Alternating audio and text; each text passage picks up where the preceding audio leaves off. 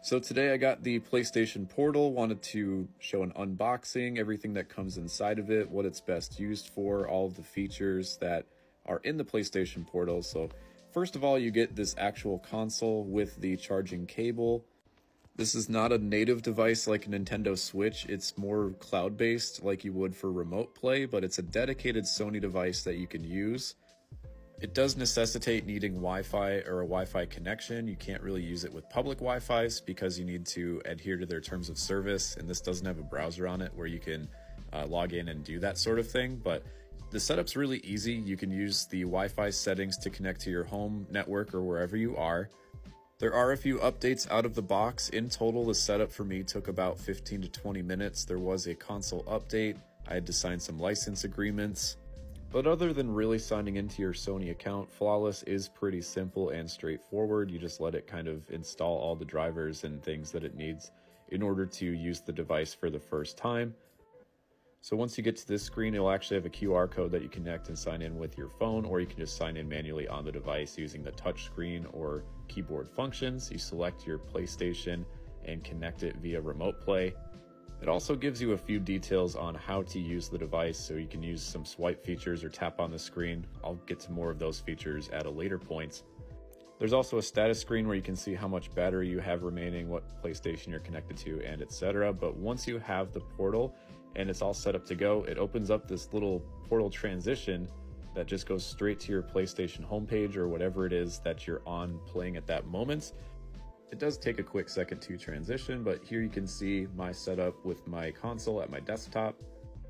But once I hit the OK button, you can see here in a moment that it shares the exact same screen from the Portal to the main device. This right here is a test to see how much latency or lag there is, and as you can tell, there's just a slight difference between the two.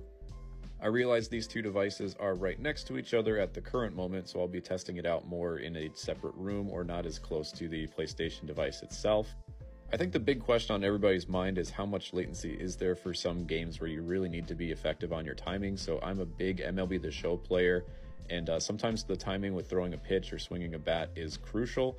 There is a little bit of a delay, but as I started to get used to it, it was something where I kind of conditioned myself to swing more properly, or the release point for the pitches, where after a few innings I got used to it. It's a lot more effective than the Nintendo Switch, which MLB The Show, the port isn't very good. It's very choppy and the frame rate's kind of bad. So I liked using the PlayStation Portal a lot more. Ergonomically, this fit really well. I know I'm conditioned to Sony products, but it felt great in my hands. You can also use a lot of the PlayStation features like taking screenshots and video clips. The select button or touchpad is right on the screen. The volume and power is on the top. And even some other games I tested out, like Rocket League. I'm a very big Rocket League player.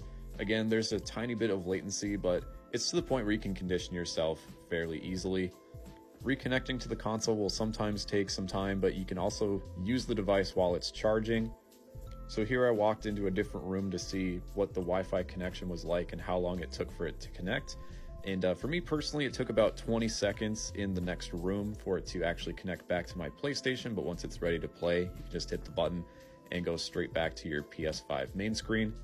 When I went to test the Wi-Fi connection in another room, there were some points where I saw some frames start to drop, or when I was trying to throw my pitches, there was a bit of an extended delay. Swinging the bat on offense, I was late on some of these pitches to start, even though they were 100 miles an hour. But as you can see here, I started to adjust. I did hit this home run the other way. So again, I was late on that pitch, but on the outside part of the plate, you kind of want to go with the pitch anyway. So once that adjustment period's over, I do think that I'll use my PlayStation Portal more than my Nintendo Switch for some of these AAA games. All in all, I think this was a great purchase for me, and I look to get some use out of it.